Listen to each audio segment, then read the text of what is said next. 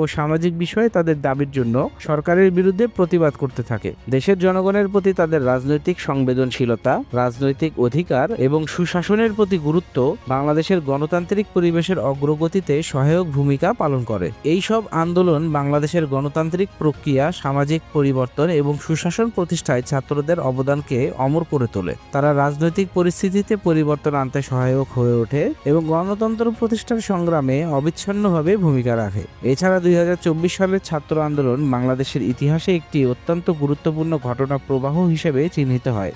এই আন্দোলনটি কোটা ব্যবস্থার মাধ্যমে সরকারি চাকরিতে নিযুক্তির ক্ষেত্রে যে বৈষম্য ছিল তা দূর করার জন্য শুরু হলেও তা শেষ পর্যন্ত সরকারের দুর্নীতি, প্রশাসনিক অস্বচ্ছতা এবং সুশাসনের অভাবের বিরুদ্ধে একটি বৃহৎ আন্দোলনে পরিণত হয়। কোটা ব্যবস্থা বা কোটা সিস্টেম ছিল বাংলাদেশের সরকারি চাকরিতে কিছু নির্দিষ্ট সম্প্রদায়ের জন্য একটি সংরক্ষিত কোটা বা নির্দিষ্ট অংশ।